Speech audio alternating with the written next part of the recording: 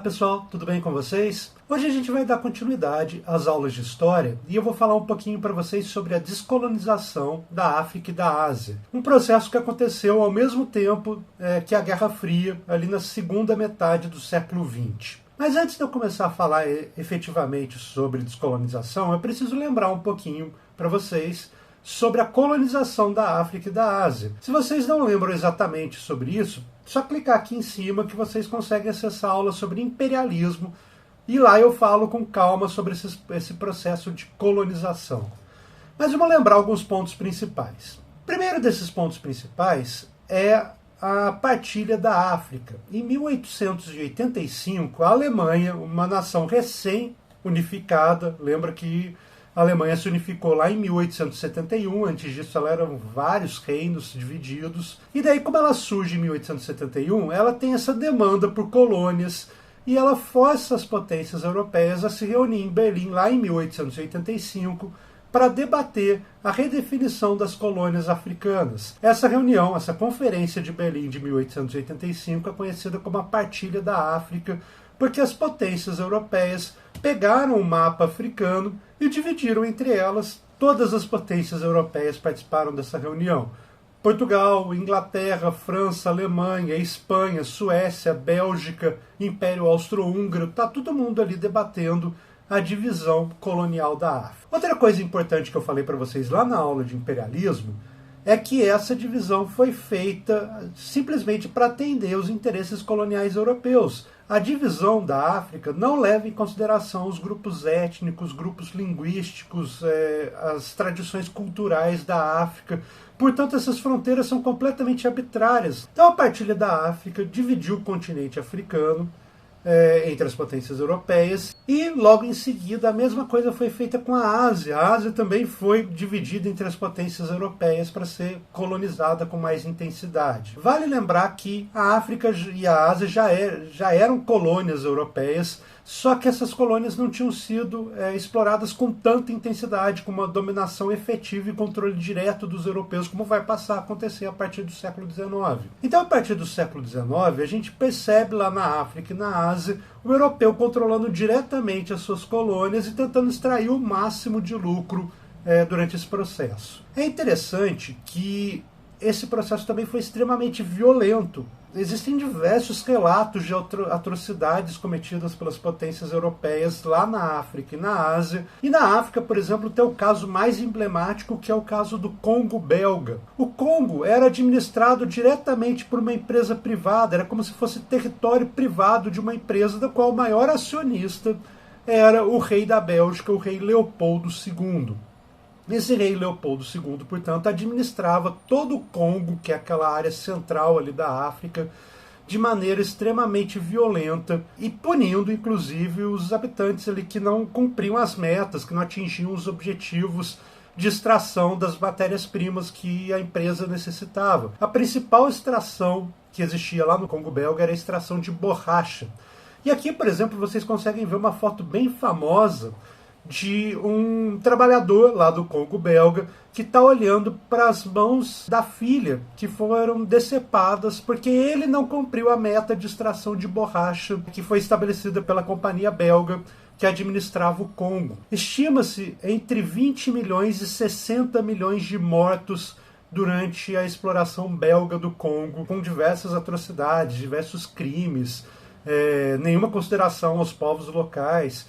Enfim, como vocês podem ver na imagem que eu mostrei, era um tratamento desumano que era feito se você não cumprisse, por exemplo, as metas de extração de borracha que eram determinadas pela companhia. Portanto, essa empresa colonial aí na primeira metade do século XX é extremamente violenta com os povos locais, cometendo diversas atrocidades, diversas afrontas aos direitos humanos, e isso pesa bastante aí para motivar os movimentos anticoloniais que começam a surgir aí nessas colônias na África e na Ásia. Então a gente tem o período ali entre 1870, 1880 até a Segunda Guerra Mundial, em que as colônias africanas e asiáticas são exploradas com bastante intensidade. O que vai fazer mudar a postura dos países europeus em relação a essas colônias, o que vai fazer com que eles desejem, ou pelo menos aceitem, se desfazer das suas possessões coloniais. O que acontece no meio do caminho aí, entre esse controle direto, violento e absurdo das potências europeias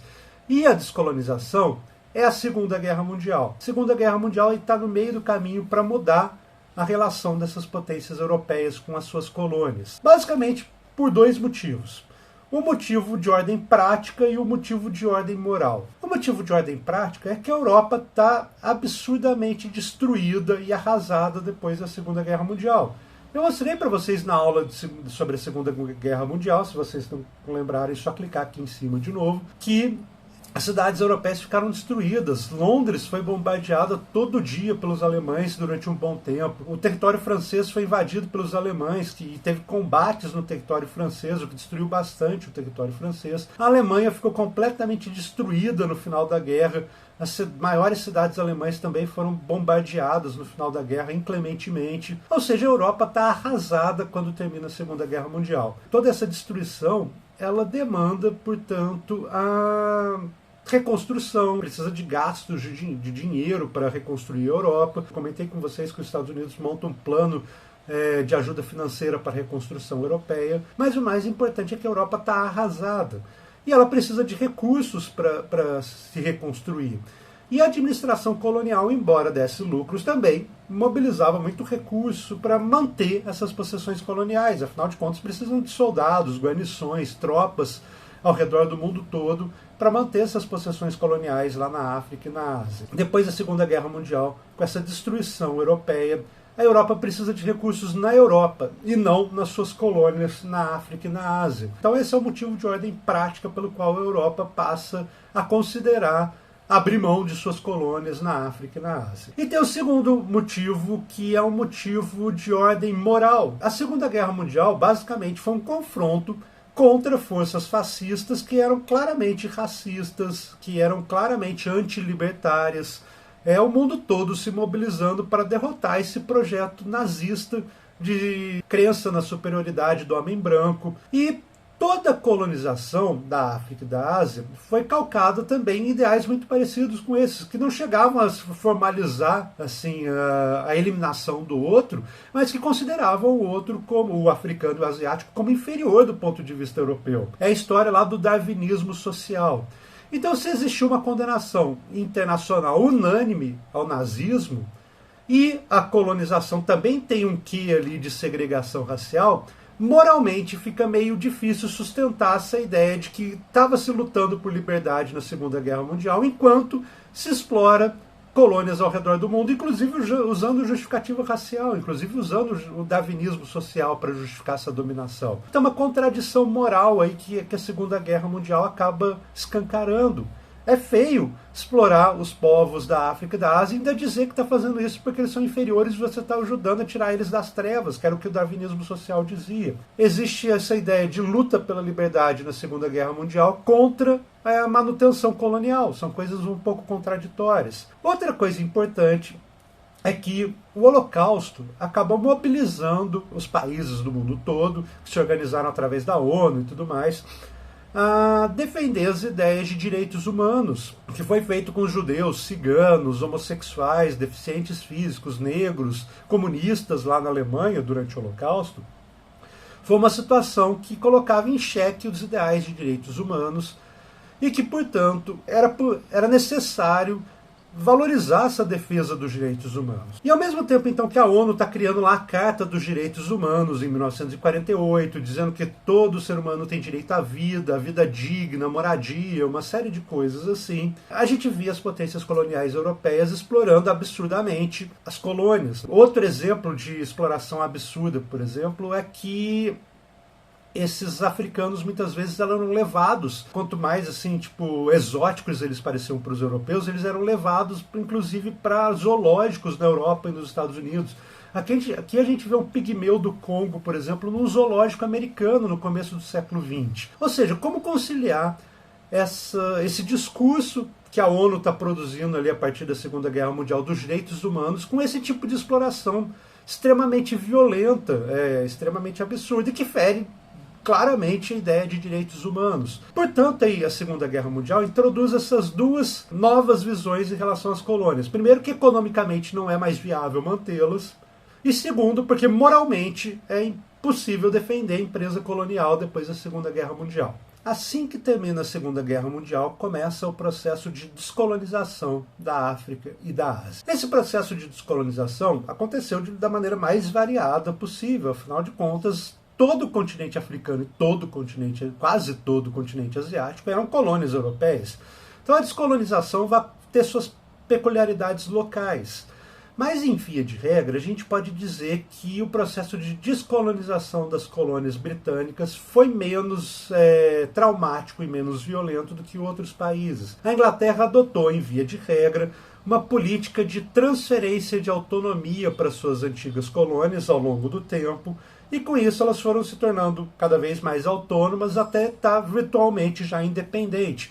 Por isso, inclusive, é muito difícil situar quando foi a independência de vários países que foram colônias inglesas, porque esse processo foi relativamente suave ao longo do tempo, com a Inglaterra cedendo cada vez mais liberdade política para suas colônias. Esse é o caso, por exemplo, do Canadá, é o caso da Nova Zelândia, da Austrália, da África do Sul, que são lugares em que a Inglaterra foi transferindo autonomia ao longo do tempo, até esses países se tornarem, na prática, independentes. Existem exceções? Claro que existem exceções. A Inglaterra resistiu em vários lugares a desfazer das suas colônias, mas talvez o principal seja na Índia. A Índia foi o lugar em que a Inglaterra resistiu para abrir mão do seu controle colonial. Mas deixa eu falar um pouquinho desse processo de transferência de autonomia, porque ele é muito curioso.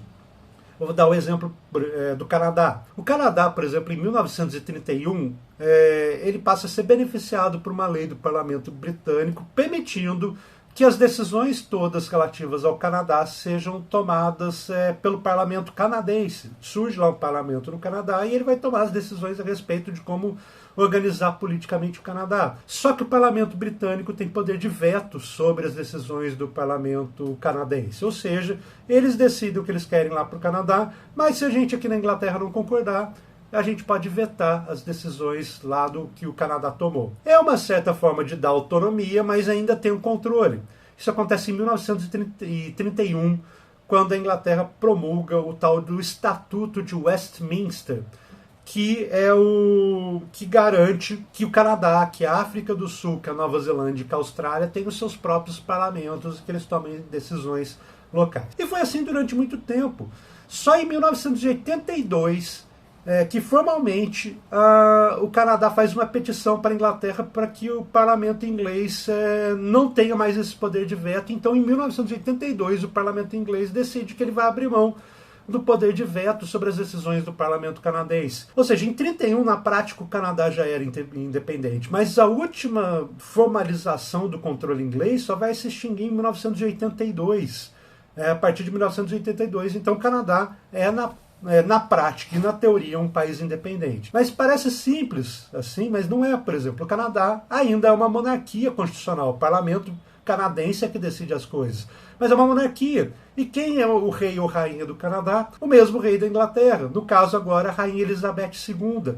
Então o Canadá é um país independente, é uma monarquia parlamentarista, tem lá o seu primeiro-ministro do Canadá, tem o seu parlamento, mas a rainha da Inglaterra é rainha do Canadá também, até hoje, formalmente. Então esse processo de transferência de autonomia vai acontecendo ao longo do tempo, com relativa tranquilidade, digamos assim, até esses países se tornarem, na prática, e depois formalmente, independentes. A mesma coisa acontece com a Austrália. A Austrália, em 31, também já tem um parlamento próprio, que pode decidir as coisas relativas à Austrália, mas existe o poder de veto do parlamento britânico, e em 1986, finalmente, os últimos controles constitucionais que a Inglaterra pode ter sobre o parlamento australiano deixam de existir. Só em 1986. Do ponto de vista da história, isso é tipo ontem. É curioso que esse processo de transferência de autonomia, que é um processo bastante longo, que vai acontecendo aí durante décadas até o país se tornar na prática independente, deixa marcas. Uma dessas marcas é as bandeiras da Austrália e da Nova Zelândia, que até hoje incluem a bandeira do Reino Unido dentro das suas bandeiras. Pode ver lá na bandeira da Austrália que tem no canto superior ali uma bandeira do Reino Unido dentro da bandeira da Austrália, a mesma coisa com a Nova Zelândia. Isso são marcas desse processo de transferência de autonomia ao longo do tempo, que faz com que a gente não consiga precisar exatamente em que momento a independência desses países. No caso do Canadá, na prática era em 1931. Em teoria, só foi em 1982, ou seja, um processo de muito longa duração. Então, em geral, a Inglaterra se desfez de suas colônias de maneira pouco violenta e pouco traumática. A maior exceção que eu falei é a Índia. Lá na Índia, a Inglaterra não queria se desfazer da sua colônia indiana. E, portanto, a Índia teve que lutar para conseguir a sua independência. E daí surgem lideranças lá na Índia desse processo de independência indiano. E as duas principais lideranças são o Mahatma Gandhi, um líder religioso, vocês já devem ter ouvido falar dele, e um líder político chamado Jawaharlal Nehru. O Gandhi foi um dos grandes defensores de uma maneira para lutar pela independência que ficou conhecida como desobediência civil. O Gandhi era um pacifista e, portanto, ele não acreditava nas ideias de luta armada contra a Inglaterra. Ele acreditava que era necessário forçar a barra até a Inglaterra aceitar a independência, mas sem atos de violência. Portanto, ele meio que modelou essa lógica aí da resistência pacífica, que incluía, por exemplo, fazer corpo mole quando estivesse trabalhando para os ingleses, se recusar a pagar impostos, boicotar os produtos ingleses, não se alistar para fazer o trabalho militar obrigatório. Todas essas formas aí, segundo Gandhi, eram formas de resistência pacífica, de desobediência civil. A gente não vai ser violento contra o colonizador, mas a gente também não vai fazer o que ele quer. A gente vai atrapalhar o máximo possível o objetivo do colonizador até que ele entenda que a gente não quer mais o colonizador por aqui. E é interessante que esse modelo de resistência política, desobediência civil, da qual Gandhi foi um grande nome, um grande símbolo, acabou inspirando movimentos sociais e políticos em outros lugares. Eu falei para vocês na aula sobre a década de 60 da Guerra Fria, que o Martin Luther King, por exemplo, lá nos Estados Unidos, na luta pelos direitos civis dos negros, usava táticas de desobediência civil. Gandhi acabou inspirando essa forma de luta, essa forma de resistência aí, que é a desobediência civil. Mas a Inglaterra, como eu falei, não estava a fim de se desfazer da Índia. E, portanto, a Inglaterra começa a explorar as divisões religiosas que existiam na Índia. A Índia, vocês sabem que é um país extremamente populoso. Hoje em dia tem mais de 1 bilhão de habitantes. E, portanto, tem diversas religiões dentro da Índia. Mas as duas principais religiões que existiam na Índia, controlada pelos ingleses, eram os hindus e os muçulmanos. E a Inglaterra começa a explorar essas divergências entre hindus e muçulmanos para enfraquecer o movimento de independência da Índia. O resultado foi que a Índia conseguiu se tornar independente, mas acabou fragmentando. A Índia, que era controlada pelos britânicos, acabou se fragmentando em 2 países, um de maioria hindu, que é a Índia, e outro de maioria muçulmana, que é o Paquistão. Tanto o Paquistão quanto a Índia, na época do controle britânico, eram uma região colonial só. Só que depois da independência, em 1947, como os ingleses estavam manipulando e jogando muçulmanos e hindus uns contra os outros para tentar facilitar o controle dos próprios ingleses, aquela lógica do dividir para controlar, quando rola a independência em 47, esses grupos começam a brigar e, portanto, a Índia se fragmenta nos 2 países ali, Paquistão e Índia. E essas diferenças religiosas são tão profundas que esses 2 países, depois da independência em 47, continua alimentando uma rivalidade entre eles extremamente grande.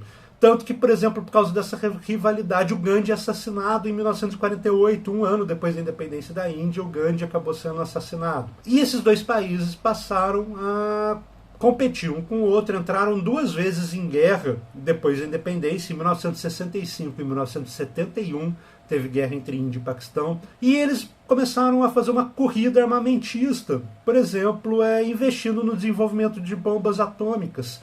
É interessante que são 2 países considerados periféricos na economia global, digamos assim, mas esses 2 países têm bombas atômicas nos seus arsenais. A Índia desenvolveu a sua primeira bomba atômica lá nos anos 70 ainda, e o Paquistão nos anos 90. Então são dois países rivais, inimigos, que vivem em tensão constante pelo controle de determinadas regiões, como a Caxemira, por exemplo, que fica na fronteira entre Paquistão e Índia. E esses dois países têm armas nucleares ao seu dispor para que, se eles entrarem em conflito, possam usar essas armas nucleares. Das ex-colônias britânicas, outro caso relevante para falar para vocês é o caso da África do Sul. A África do Sul foi um país que se beneficiou dessa transferência de autonomia não traumática, digamos assim, pela Inglaterra. A África do Sul passou a poder ter um parlamento, poder tomar suas decisões ao longo do tempo, mesmo com a Inglaterra ainda controlando formalmente a África do Sul, essa história de transferência de autonomia que eu contei para vocês. E o governo que foi estabelecido lá na África do Sul, com a anuência da Inglaterra, desde mais ou menos 1910, era um governo segregacionista, um governo extremamente racista com os negros africanos, que é a maioria da população da África do Sul, a maioria indiscutível da população da África do Sul é a população negra. E, portanto, lá na África do Sul se estabeleceu um regime oficial de segregação racial que a gente conhece como apartheid. Esse regime de segregação racial dizia que certos empregos eram exclusividade de brancos, que cidades inteiras eram exclusividade de brancos, aquelas cidades não poderiam morar pessoas negras, elas só poderiam entrar nessa cidade na condição de trabalhadores, desde, por exemplo, empregados domésticos, desde que elas tivessem um passe. Então existiam cidades para brancos e cidades para negros lá na África do Sul, e tudo isso era institucionalizado. E isso existe desde 1910, existiu durante todo o século XX essa segregação racial oficial. Inclusive aqui vocês veem uma imagem bastante impressionante, bastante triste, que é uma placa dizendo que aquela praia é exclusividade de pessoas brancas. O que está então claro nesse conjunto de placas? Que pessoas negras e cachorros, porque é o que está escrito embaixo, não podem entrar naquela praia. Olha que coisa simbolicamente violenta que é isso. E durante todo o século XX existia a luta dos negros lá da África do Sul para acabar com o regime de segregação racial, que nunca foi contestado pelos britânicos, mesmo com a autoridade britânica durante metade do século XX tendo ainda autoridade para vetar leis da África do Sul.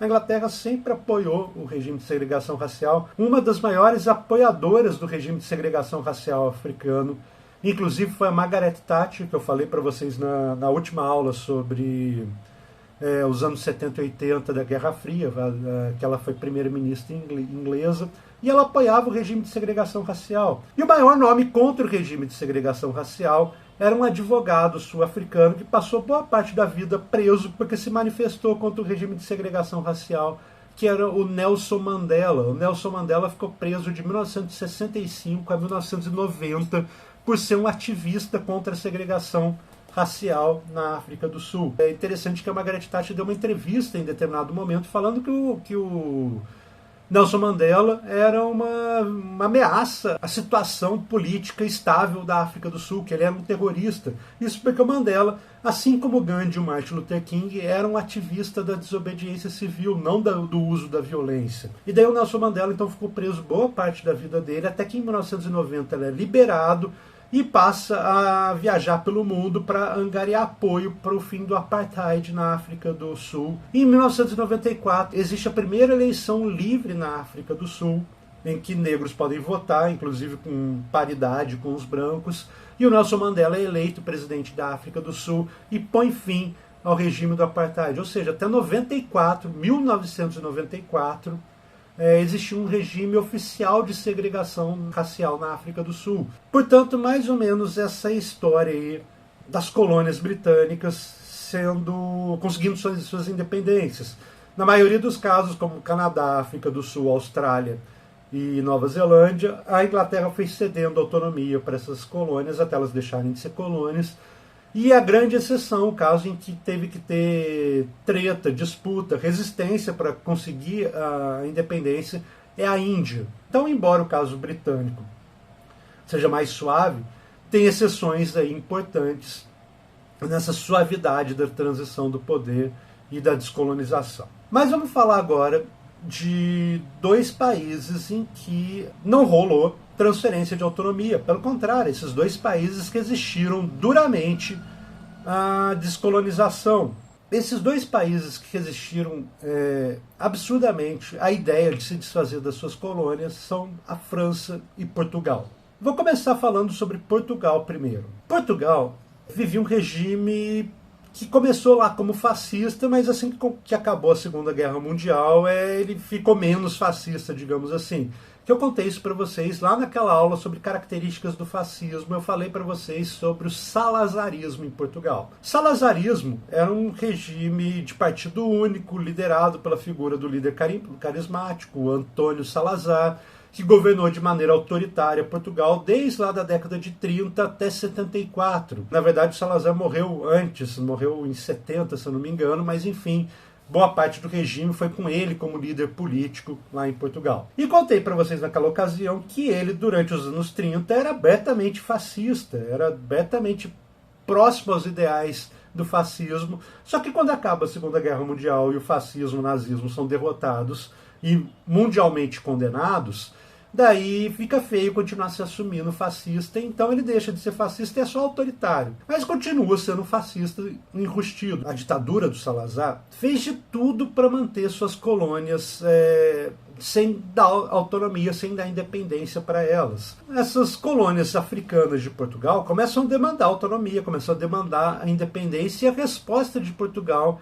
é cada vez mais, através da violência, garantir o controle sobre essas colônias. Vocês conseguem ver um gráfico aqui bastante interessante que mostra os gastos de Portugal com a guerra colonial, os gastos de Portugal com o aparato militar para manter suas colônias. Logo ali no começo, em 1962, desse gráfico, a gente vê que Portugal gastava o mesmo tanto com o orçamento militar para a guerra colonial, com o resto dos gastos do Estado todo português, ou seja, administração de escola, hospital, burocracia estatal, tudo isso somado, gastava-se o mesmo tanto que se gastava com o exército para manter as colônias. Isso lá em 62. E à medida que o tempo vai passando, vai cada vez mais aumentando os gastos militares de Portugal, até chegar em 74, quando os gastos militares com Portugal são 4 vezes maiores que o resto dos gastos todos de Portugal com saúde, educação, previdência social. Portugal gasta uma grana absurda com E, de tão absurdo que para manter suas colônias. Tudo isso para não dar autonomia para essas colônias até a década de 70. É um caso assim que não tem sentido. Resultado disso é que Portugal não tinha uma economia vibrante e os gastos, então, para manter suas colônias acabam tornando a economia de Portugal bastante deficitária, bastante problemática. Tudo isso por uma questão quase moral, na verdade imoral para eles, que era não desfazer das colônias. Então, até a década de 70, Portugal luta para manter suas colônias e está lá em guerra nas suas possessões africanas, está lá combatendo o pessoal em Guiné-Bissau, combatendo o pessoal em Cabo Verde, em Angola, em Moçambique, todos esses lugares que eram colônias portuguesas na África. Está rolando guerra de grupos locais que estão lutando pela independência e Portugal não querendo deixar. Esses gastos todos vão fazer com que o regime salazarista caia em Portugal. Por quê? Porque, primeiro, tem a opinião pública que não concorda com a guerra nas colônias. A opinião pública em Portugal, na década de 70, era majoritariamente contra a guerra colonial, beirava 80% de reprovação da guerra colonial. Segundo, tinha os gastos, que eram extremamente absurdos para manter as colônias, como eu mostrei naquele gráfico. Terceiro, o pessoal do exército, das forças armadas em geral, que lutavam lá no continente africano, não tinham participação política nenhuma no regime. O regime era controlado pelo Salazar e as pessoas mais próximas, e o exército, por exemplo, ficava de fora dessa influência política, embora ele fosse extremamente cobrado para manter as colônias. Então tinha, digamos assim, cobra-se demais as forças armadas portuguesas para manter as suas possessões coloniais, mas, por outro lado, politicamente, eles têm pouca participação em Portugal. Então esse conjunto de fatores, a opinião pública, a economia sendo afetada brutalmente pelos gastos com a guerra colonial, E a insatisfação no exército, tudo isso faz com que em 1974 role uma revolução lá em Portugal, que é a Revolução dos Cravos, que tira do poder o sucessor do Salazar, um sujeito chamado Marcelo Caetano, e daí Portugal volta a ser um regime democrático a partir de 74. E é curioso que é justamente quando cai o regime salazarista em Portugal que muda o regime, volta a ser um regime democrático, e esse regime democrático decide não mais combater os rebeldes africanos que estavam lutando por independência, e portanto esses países conseguem independência. Por volta ali de 74, todos eles conseguem sua independência de Portugal. Por exemplo, em Angola, rolou lá vários grupos armados que lutavam contra Portugal. Por exemplo, o Movimento Popular pela Libertação de Angola, a União Nacional para a Independência Total de Angola, que são dois grupos, o MPLA e a UNITA. E o que é curioso nessa história? Em 74, em 75, na verdade, em Angola, quando eles conseguem independência, esses dois grupos que estavam lutando pela independência, que tinham suas divergências, começam a lutar pelo poder lá em Angola. E 75 é Guerra Fria. A Guerra Fria ainda está a pleno vapor acontecendo no mundo. Portanto, o MPLA, o Movimento Popular de Libertação de Angola, começa a ser patrocinado pela União Soviética. E a União Nacional para a Independência Total de Angola, a UNITA, começa a ser patrocinada pelos Estados Unidos. Então Angola, que até 74, desde ali dos anos 60 até 75, na verdade, está lutando para garantir a sua independência, depois que consegue, porque Portugal deixa de lutar para manter suas colônias, entra numa guerra civil, e essa guerra civil é meio que uma continuação, uma extensão aí das disputas da Guerra Fria. Afinal de contas, tem dois grupos ali, a UNITA e o MPLA, lutando e patrocinados por interesses da União Soviética e dos Estados Unidos. Essa guerra civil, com algumas interrupções, ela não foi direta, não. Ela, por exemplo, em 93 ela tem um cessar-fogo, mas depois ela volta a acontecer. Ela vai até 2002, o que torna a situação de Angola bastante problemática. Até 75 ela era uma colônia, e depois que finalmente consegue sua independência, porque Portugal resistiu até o último minuto para manter suas colônias, ela entra numa guerra civil violenta até 2002. A mesma coisa, uma coisa semelhante acontece com Moçambique. Moçambique também está lutando pela independência até 74, quando consegue a independência, e ficou 10 anos lutando pela independência. Lá em Moçambique, o movimento principal de luta armada contra Portugal foi a Frente de Libertação do Moçambique, que era Frelimo. Em 74 eles conseguem a independência e estabelecem um regime socialista lá em Moçambique. O problema é que a população de Moçambique era majoritariamente analfabeta.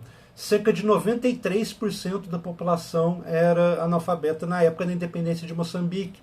Então, quando Moçambique consegue a independência e as autoridades portuguesas saem de Moçambique, Moçambique passa por uma crise assim absurda, porque inclusive faltam quadros para administração estatal em Moçambique. A gente pode ver que o controle colonial deixou esses países arrasados. Inclusive depois da independência eles continuam arrasados pelas desgraças coloniais que aconteceram. E o último caso de colônias portuguesas importantes que conseguem sua independência é o pessoal lá em Guiné-Bissau e Cabo Verde. Lá nessa região, Guiné-Bissau fica no continente africano e Cabo Verde é um conjunto de ilhas bem na frente de Guiné-Bissau quase. Lá surgiu o Partido Africano para a Independência da Guiné e Cabo Verde. Esse grupo lutou lá pela independência de Guiné-Bissau e Cabo Verde, mas depois que esses países conseguem independência, eles formam dois. A Guiné-Bissau no continente e Cabo Verde, o arquipélago, se tornam dois países separados aí durante a independência. Curiosidade sobre, por exemplo, Guiné-Bissau, é que mesmo depois da independência de 73, Guiné-Bissau é o primeiro país a conseguir independência, Guiné-Bissau passa por uma série de golpes de Estado. Politicamente é muito instável Guiné-Bissau desde então. Não só golpes de Estado, mas como tentativas de golpe que fracassaram. E entre os golpes que se efetuaram e os golpes que fracassaram, rolaram eventos em 1980, 98, 2000, 2003, 2010 e 2012 em Guiné-Bissau. Politicamente o país é muito instável até hoje. Portanto, é difícil esperar que essas nações, antigas colônias portuguesas, consigam ter um desenvolvimento assim adequado depois da independência, porque ou elas estão passando por dificuldades técnicas muito grandes por causa dessa defasagem que elas tinham de desenvolvimento social, como é o caso de Moçambique, que a maioria da população era analfabeta, ou elas estão passando por uma guerra civil como Angola, ou elas estão passando por um contexto político extremamente conturbado como Guiné-Bissau. Então a situação das antigas colônias portuguesas, principalmente por causa dessa resistência portuguesa a aceitar a autonomia das suas antigas colônias, faz com que esses países tenham uma situação complicada até hoje. Dois casos bastante emblemáticos de independência também, e bastante violentos, têm a ver com outro país que eu falei para vocês que resistiu até os 45 do segundo tempo para desfazer de suas colônias, que foi a França. A França também, assim como Portugal, lutou até o fim para manter suas colônias, e os dois casos mais emblemáticos de colônias francesas lutando pela independência foram a Argélia e o Vietnã. Eu vou começar pela Argélia. Aliás, eu não vou começar pela Argélia, eu vou começar contando a história de um intelectual que eu acho a história dele fantástica, e ele tem tudo a ver com a independência da Argélia. Ele é tipo um intelectual orgânico da luta pela independência da Argélia. O que é um intelectual orgânico? É aquele que não é um intelectual que está lá na academia, trabalhando só pensando teoricamente. Ele é o cara da prática, ele é o cara que surgiu, o pensamento dele surgiu da prática. E esse cara é um psiquiatra chamado Frantz Fanon. Deixa eu contar um pouco para vocês a história dele, que eu acho bastante incrível.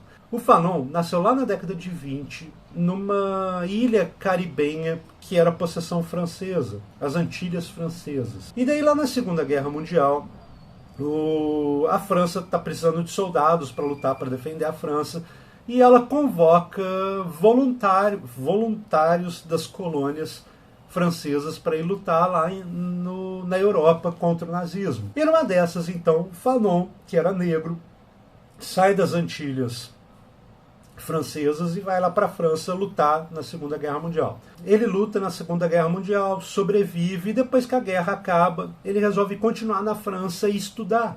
E daí ele começa a se interessar por medicina, por psicanálise, psicologia, essas coisas todas. Faz graduação, pós-graduação, e daí ele está no doutorado, estudando lá na França.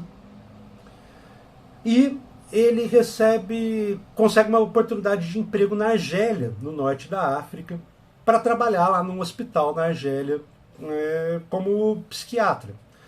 E daí ele começa na atividade dele como psiquiatra, ele começa a ouvir as pessoas lá da Argélia, os pacientes dele e tudo mais. E ele decide que ele vai mudar completamente a tese dele de doutorado e vai fazer uma outra coisa baseada na observação dos pacientes que ele tem lá com problemas psiquiátricos na Argélia. E qual é a tese dele? A tese dele é o seguinte: quando o colonizador chega, ele, através de propaganda, através da violência, através do controle, ele vai colocando na cabeça dos colonizados que quem esses colonizados são é uma porcaria, que esses colonizados são inferiores. Então toda a propaganda, todo o controle, toda essa violência inerente à colonização vai colocando na cabeça do colonizado que a cor da pele dele é ruim, que os hábitos culturais deles são inferiores, que a língua dele é uma língua bárbara. Enfim, vai sendo bombardeado o colonizado de informação de que quem ele é, a cultura dele, a língua dele, o estilo de vida dele, as roupas dele, tudo aquilo são sinais de que ele é inferior em relação ao colonizador. E tudo isso tem um efeito psicológico. O sujeito acaba se sentindo, meio prejudicado com essa propaganda. E muitas vezes ele se deixa levar por isso. Ele começa a acreditar que, de fato, ele é inferior por causa dessa propaganda do colonizador. E quando ele acredita nisso, ele começa a tentar adotar a língua do colonizador, ele começa a tentar adotar os hábitos de vida, as roupas, a maneira de se portar em sociedade. Ele começa a querer ser como colonizador. E ele nunca vai ser aceito como um igual. O colonizador nunca vai olhar para ele e entender aquele cara da colônia como um igual a ele, colonizador. Por mais que esse cara se esforce, que ele fale a língua, que ele vista as roupas, ele ainda é um colonizado. Então Fanon fala que muitos dos problemas psiquiátricos com que ele teve que lidar na Argélia, no hospital em que ele trabalhava, tem a ver aí com essa falta de lugar do colonizado. Ele não aceita mais ser como ele era antes, porque ele caiu nessa propaganda de que o que ele era antes é inferior, mas ele também nunca vai ser aceito por aqueles que ele busca se igualar, por aqueles que ele tenta imitar, porque aqueles que ele tenta imitar são os colonizadores e nunca vão aceitar ele como igual. E isso dá origem a uma série de problemas psicológicos, segundo Fanon, que se manifestam de diversas maneiras, depressão, enfim, ansiedade, essas coisas todas. E daí o Fanon faz esse estudo, e ele divulga esse estudo em 2 livros bastante interessantes, que chamam Os Condenados da Terra e O Pele Negra e Máscaras Brancas, e ele diz que existe uma solução prática, que é uma solução que não vem pela terapia, mas vem pela prática, que é a solução para esses problemas psicológicos que a colonização introduz. Ele vira e fala assim, tudo isso está acontecendo por causa da violência da colonização. A colonização é violenta e ponto. Não tem colonização sem violência física, sem violência simbólica, sem a violência do colonizador. Portanto, se você quer superar essa situação de problema psiquiátrico que a colonização provoca, só existe uma solução, e essa solução é ser violento contra o colonizador. Então ele cria uma teoria que ficou depois, mais tarde, conhecida como a sociologia da violência, na qual o colonizado, para se livrar dos seus problemas, ele tem que ser violento contra o colonizador, expulsar o colonizador na base da porrada. E daí ele vira e fala assim, mas você está estimulando a violência. Não, toda colonização inerentemente é violenta. A gente só está fazendo agora a violência do nosso lado, porque até então a gente só sofreu. Agora a gente vai revidar. Eu acho essa teoria assim, é o cara usando Freud e a psicanálise e todo tipo de conhecimento da mente produzida pelos intelectuais brancos ocidentais para justificar que tem que dar porrada mesmo no colonizador, e é isso. Enfim, o Fanon, lá na Argélia, então, vira um intelectual ligado à Frente de Libertação Nacional da Argélia, que é o grupo que está lutando pela independência. Pega em armas, luta, inclusive, enquanto ele escreve artigos, escreve trabalhos, ele também estava lutando pela independência da Argélia. E o triste da história do Fanon é que em 1961 ele descobre uma leucemia, e daí ele vai se tratar nos Estados Unidos, porque ele estava doente, e morre lá nos Estados Unidos. E poucos meses depois dele morrer, em 61, a Argélia finalmente consegue a independência em 62, logo em seguida da morte dele. E é curioso porque ele foi um dos atuantes da independência da Argélia, e sequer argelino ele era. Ele nasceu no Caribe, numa colônia francesa no Caribe. Mas enfim, então, a Argélia passa pela luta da independência. Tem situações assim bastante violentas durante a guerra de independência da Argélia. A guerra durou de 54 a 62, e nesse período o exército francês lutando na Argélia usou de expedientes assim como tortura e massacre de vilas inteiras. Algumas vilas que supostamente abrigavam rebeldes da luta pela independência eram cercadas e se tocava fogo na vila. Morriam 8.000 pessoas naquela vila, e era isso. São os ônus da guerra para manter a colônia, segundo os franceses. E o uso da tortura também foi indiscriminado.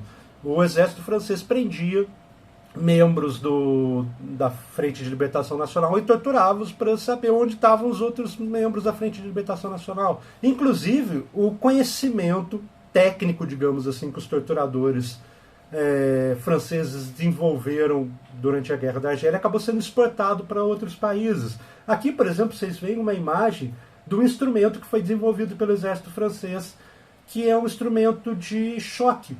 Só que ele funciona a manivela. O soldado gira aquela manivela ali e gera uma energia que pode ser usada para dar choque e, portanto, torturar pessoas. Mas por que isso é importante? Porque esse negócio aí é móvel. Você pode, no meio do deserto, levar esse instrumento aí e gerar energia sem ter nenhum fio ali por perto, sem ter rede elétrica e tudo mais, e ainda assim torturar pessoas. E então esse desenvolvimento técnico aí para o mal que o exército francês desenvolveu começa a ser exportado. Quando rola o golpe militar aqui no Brasil, existem vários documentos que mostram que os militares trouxeram membros do exército francês que tinham lutado na Argélia para ensinar técnicas de tortura para o exército brasileiro na luta contra os subversivos, digamos assim, aqui no Brasil. Então esse know-how, digamos assim, do exército francês ficou tão conhecido por causa dos métodos de tortura que eles empregaram na Guerra da Argélia, que isso começa a ser exportado para outros países, para o Brasil, para o Chile, para a Argentina, países que viviam regimes ditatoriais e violentos. Outra coisa interessante é que depois que a Argélia consegue a independência, ainda assim existe muito trânsito entre franceses e argelinos de um país para o outro. Até porque a Argélia e a França são muito próximas, só tem o Mediterrâneo ali separando esses dois países. E daí, portanto, tem muito argelino que foi tentar a vida na França, e lá eles sofrem um preconceito enorme na sociedade francesa. Inclusive tem um termo extremamente preconceituoso, que é o pied noir, ou seja, em português o pé negro, que é como os franceses chamam os argelinos. A sociedade francesa tem muito preconceito até hoje com os argelinos, preconceito racial. E inclusive tem vários argelinos que demonstram isso mesmo morando na França. Um caso famoso, por exemplo, é do jogador de futebol Karim Benzema, que hoje joga no Real Madrid. Ele, por exemplo, se recusa, mesmo morando na França, mesmo sendo naturalizado francês, mesmo jogando pela seleção da França, ele se recusa a cantar o hino da França, como forma de protesto pelo preconceito com as pessoas de ascendência argelina que existem, que moram na França. Então, o caso da Argélia, assim, foi uma guerra bastante violenta. Os métodos do exército francês para conseguir manter o controle da Argélia foram extremamente questionáveis, inclusive liberando crimes de guerra. No final das contas, a Argélia conseguiu independência em 1962 do mesmo jeito. Muito ajudou também a opinião pública francesa, os intelectuais franceses que eram contra a guerra. Por exemplo, o próprio livro do Fanon, quando foi lançado na França, teve como prefácio, como sujeito que escreveu o prefácio, o Sartre, que era talvez um dos filósofos mais famosos da França na época, e notório opositor à guerra da Argélia. E ele escreve o prefácio do livro do Fanon quando ele foi publicado lá na França. Mas o último caso aí que eu tenho para falar para vocês foi o caso do Vietnã. O Vietnã era uma colônia da França, não só o Vietnã, mas a Indochina inteira. Eram colônias francesas que durante a Segunda Guerra Mundial foram invadidos pelo Japão.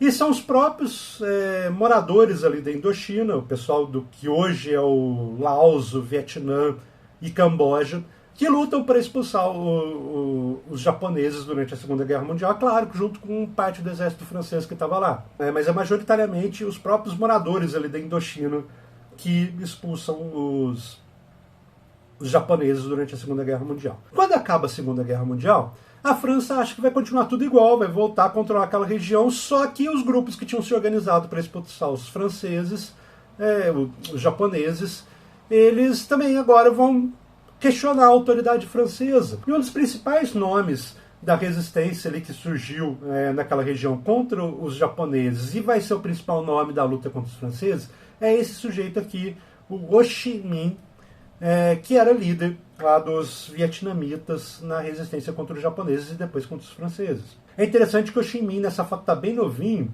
Quando ele era novo, mais ou menos nessa idade, ele trabalhou num navio, na cozinha do navio, e viajou o mundo, conhecendo o mundo todo, quase trabalhando na cozinha de um navio. E, inclusive, esteve no Brasil. Ele passou alguns meses aqui no Brasil, na década de 10. E nessas viagens do mundo, ele acabou se aproximando da teoria socialista e tudo mais, do comunismo, e vira o líder comunista lá do Vietnã, que lutou contra os japoneses e agora vai lutar contra os franceses. E daí rola uma guerra de 1945 a 1954 entre os vietnamitas e os franceses pela independência do Vietnã.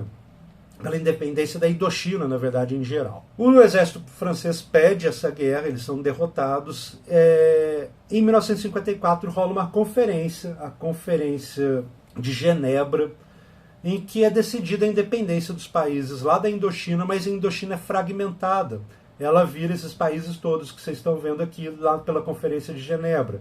O Laos, o Camboja, o Vietnã do Norte e o Vietnã do Sul. O Vietnã do Norte era a área efetivamente controlada pelo pessoal lá do Ho Chi Minh, pelos socialistas. Só que então está garantida a independência do Vietnã do Norte, Mas existe a galera do Vietnã do Sul que também deseja se unificar com o Vietnã do Norte, que também comunga com os ideais lá do socialismo, até porque essa divisão entre Vietnã do Norte, Vietnã do Sul, Laos e Camboja foi extremamente arbitrária. Foi só para resolver ali a treta da independência, então fragmentaram em 4 e deixaram só a área em que os comunistas estavam como um país efetivamente comunista, que era o Vietnã do Norte. Mas existem movimentos socialistas ali nas outras regiões da antiga Indochina. E daí o Vietnã do Norte acaba invadindo o Vietnã do Sul, porque boa parte do Vietnã do Sul também queria um regime socialista.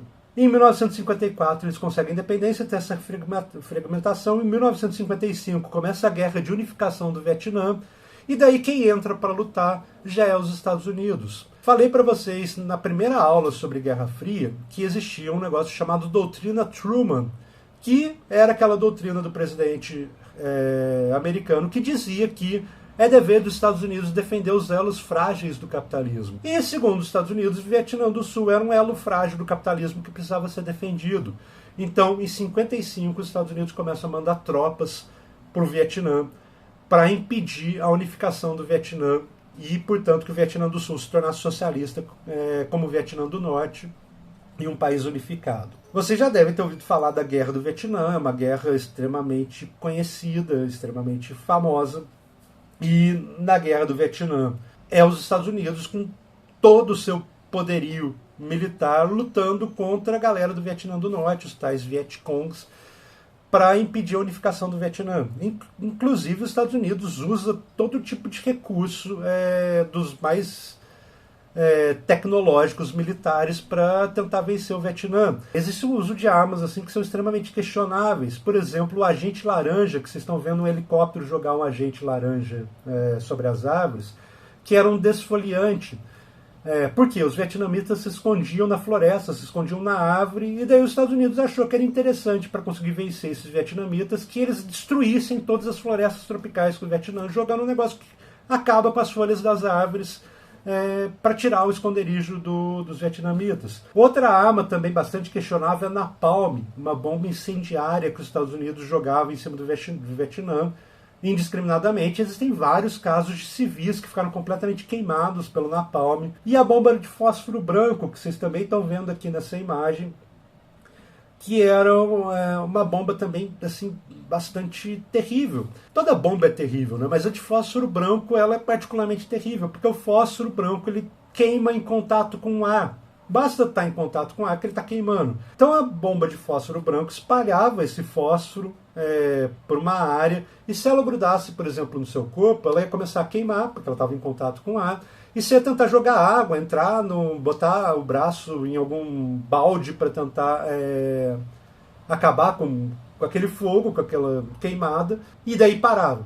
Só que quando você tirava o braço, por exemplo, do balde, ele estava em contato de novo com o ar e voltava a queimar. O fósforo branco, estando em contato com o ar, pega fogo, até consumir todo aquele fósforo branco e, portanto, parar de queimar. Foi uma guerra bastante violenta.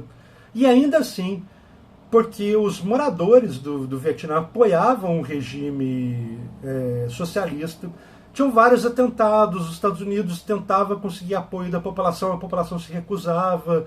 Os Estados Unidos eram colocados como invasores e a população atuava, a população civil atuava o tempo todo contra o exército americano ali, até que finalmente em 75 as tropas do Vietnã do Norte cercaram a capital do Vietnã do Sul, o último bastião ainda que os Estados Unidos controlava, e os Estados Unidos são forçados a se retirar de Saigon, assim, corridos de lá antes que a cidade fosse ocupada. Aqui tem uma imagem bem interessante, que são helicópteros que estão indo e vindo de Saigon para um porta-aviões, tirando o resto da população americana que estava em Saigon, porque Saigon estava cercada e a cidade ia cair a qualquer momento, ser dominada pelos vietnamitas, e portanto esses helicópteros estavam tirando o pessoal da embaixada, tirando moradores americanos que estavam lá em Saigon, antes da conquista de Saigon pelos vietnamitas. E daí, portanto, o Vietnã conseguiu a vitória contra os Estados Unidos, embora os Estados Unidos até hoje diga que não foi derrotado no Vietnã.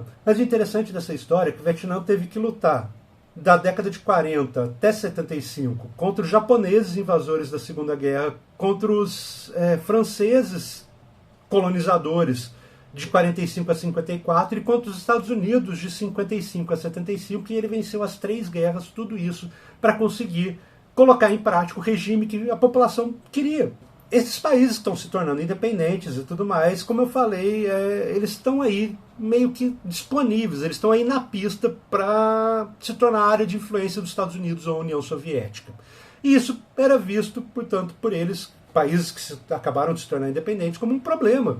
Eles não querem ser um joguete na mão das 2 grandes potências da Guerra Fria. Portanto, eles começam a organizar uma associação entre eles, que começa a ser feita lá na Conferência de Bandung, na Indonésia, em 1965, quando 29 países da Ásia e da África resolveram se reunir para definir como que eles podiam atuar junto para garantir, primeiro, que o processo de descolonização ia continuar acontecendo nos países que ainda não tinham sido descolonizados, ou seja, um repúdio ao colonialismo, e segundo, que eles não querem se tornar área de influência e joguete na mão da União Soviética e dos Estados Unidos, portanto, eles repudiam essas características da Guerra Fria, isso lá na Conferência de Bandung. Isso é as bases que foram firmadas para que 6 anos depois, na Conferência de Belgrado, surgisse um negócio chamado Movimento dos Países Não Alinhados, que são os países que não querem ser área de influência das 2 potências, mas mais que isso, que querem pensar a solidariedade entre eles, formas de desenvolvimento entre eles,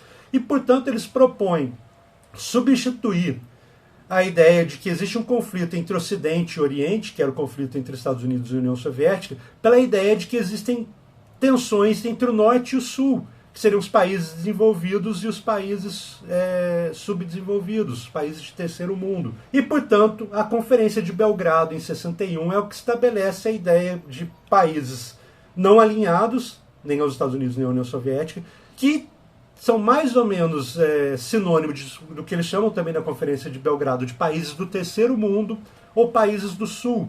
E, portanto, eles estão interessados em estabelecer, antes de entrar nessas tretas de Guerra Fria, estabelecer o que foi chamado lá na Conferência de Belgrado de cooperação sul-sul, ou seja, entre os países aqui do terceiro mundo. É interessante que o movimento dos países não alinhados existe até hoje. Existem conferências de 4 em 4 anos dos países não alinhados, desde lá de Belgrado, em 61, e continua existindo até hoje em dia.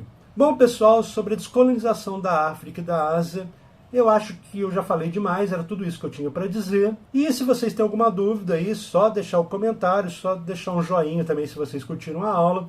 E na semana que vem eu continuo falando para vocês sobre essa segunda metade do século XX, mas agora especificamente sobre o conflito entre Israel e a Palestina e os demais países ali do Oriente Médio. É um prazer revê-los e a gente se vê semana que vem, pessoal. Tchau!